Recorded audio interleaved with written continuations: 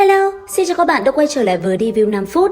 Ở những diễn biến tiếp theo của đấu phá thương khung, như nội dung mình đã giới thiệu ở video trước, sau khi Tiêu Viêm trở về Thiên Bắc Thành, anh ấy lập tức bị 4 tên đấu tông ngũ tinh bao vây. Thế nhưng Tiêu Viêm cũng chẳng ngại, lấy ra địa yêu khôi, anh ấy liền để nó cầm chân Hồng Thiên Khiếu. Còn mình, Tiêu Viêm dùng ra Phật Nộ Hỏa Liên, anh ấy một mình phá tan trận pháp của 3 tên đấu tông cùng 46 gã đấu vương và 23 gã đấu hoàng. Sau đó, tận dụng thời cơ đám người kia chạy trốn, Tiêu Viêm liền lấy đi 3 cái nạp giới của 3 tên trưởng lão đấu tông rồi mới cho bọn chúng chạy đi. Lúc này chỉ còn sót lại Hồng Thiên Khiếu, bởi vậy hắn ta đã không còn đường lui, chỉ có một cơ hội duy nhất là tự bạo. Đáng tiếc, Thiên Hỏa Tôn Giả lại dùng linh hồn trung kích đánh vào, chưa kịp tự bạo, Hồng Thiên Khiếu đã bị choáng váng, thân thể theo đó cũng mất kiểm soát. Nhân cơ hội đó, Tiêu Viêm liền khống chế, sau đó thu linh hồn và thể xác tên kia vào trong bình ngọc rồi cất đi, sau đó mới rời khỏi nơi này. Không lâu sau, đến tòa thành gần đó, Tiêu Viêm vô tình biết được tin tức về Thiên Sơn huyết đàm. Bởi vậy, Tiêu Viêm quyết định nghe ngóng một chút. Tuy nhiên, trong lúc anh ấy đang thăm dò thông tin thì Phí Thiên, các chủ phong lôi các phía Bắc đi tới. Thấy vậy, Tiêu Viêm lấy ra Huyền Trọng Xích, anh ấy liền bổ xuống đầu lão gia hỏa kia rồi bỏ chạy. Thế nhưng, lão gia hỏa kia rất nhanh, hắn ta đã đuổi theo Tiêu Viêm. Cứ thế, hai người đuổi nhau vào sâu trong rừng. Tại đây, vì để Tiêu Viêm có cơ hội chạy trốn, Thiên Hỏa Tôn Giả đã liền ra tay cầm chân Phí Thiên. Còn Tiêu Viêm, sau một thời gian chạy trốn, anh ấy mới phát hiện ra tên kia đã lưu lại ấn ký trên 4 quyển công pháp mà mình lấy được. Bởi thế ngay lập tức, Tiêu Viêm cũng liền đem 4 quyển công pháp kia về 4 hướng khác nhau. Đến khi linh hồn Thiên Hỏa trở về, anh ấy lập tức bỏ trốn. Lúc Phí Thiên đuổi tới, lão ta vô cùng tức giận. Ngay sau đó, lão liền huyễn hóa ra một đạo thân ảnh giống mình y đúc đuổi theo Tiêu Viêm. Đáng tiếc, đến khi đuổi tới, đạo phân thân kia đã bị Thiên Hỏa Tôn Giả cầm chân. Cuối cùng, nó lại bị Tiêu Viêm dùng dị hỏa thiêu đốt và đánh tan.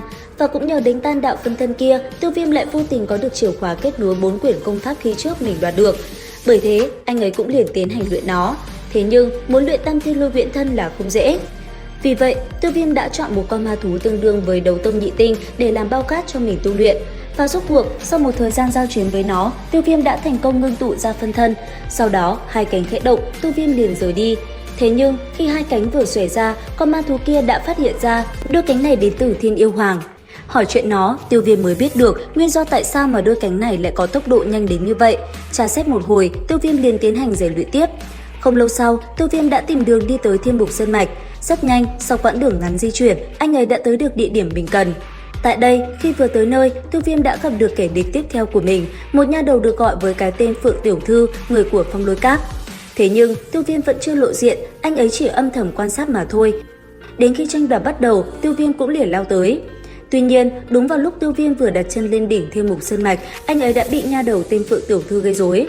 Từ phía sau, công kích của ả ta liên tục đánh về phía Tiêu Viêm, khiến anh ấy phải né tránh. Sau vài quyền va chạm, hai người đã liền tách ra. Ngay lập tức, nữ tử kia đã vạch trần thân phận cho mọi người biết, người trước mắt mình chính là Tiêu Viêm.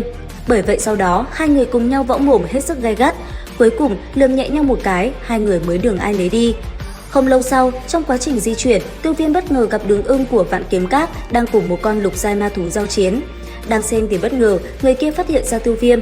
Bởi thế, hai người đã cùng nhau trò chuyện một chút.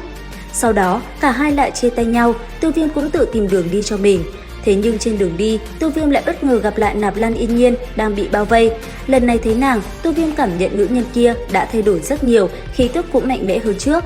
Lấy lực lượng một mình, Nạp Lan Yên Nhiên đồng thời cân 3 gã tứ tinh đấu hoàng. Thế nhưng đáng tiếc, nàng vẫn rơi vào thế hạ phong. Đúng vào khoảnh khắc nàng suýt nữa bị công kích của một trong 3 tên kia đánh trúng, Tiêu Viêm đã ra tay cứu giúp. Sau đó, anh ấy chậm rãi xuất hiện khiến nữ tử kia đứng hình mất 5 giây, còn Tiêu Viêm vừa hiện ra, anh ấy liền một hơi đánh bay 3 gã đấu hoàng. Tuy nhiên, ở phía sau 3 tên kia, một nhân vật kiệt xuất lại đi tới, đó chính là Vương Trần, người của Hoàng Tuyền Các. Bởi thế, sau vài lời võ mồm, Tiêu Viêm đã cùng hắn ta giao chiến. Có thể nói, lần chiến đấu này, hai người mới chỉ là thăm dò nhau mà thôi. Tuy vậy, Tiêu Viêm đánh một trận cũng khiến tên kia phải khiếp sợ bỏ chạy. Cuối cùng, anh ấy mới quay sang Nạp Lan Yên Nhiên hỏi chuyện. Biết được Vân Vận vẫn khỏe, Tiêu Viêm mới thở phào nhẹ nhõm. Sau đó, hai người phối hợp cùng nhau tiến lên đỉnh Thiên Mục Sơn Mạch. Liệu rằng tiếp theo trận chiến của Tiêu Viêm còn hấp dẫn thế nào? Theo dõi kênh để biết thêm chi tiết nhé! Xin chào và hẹn gặp lại!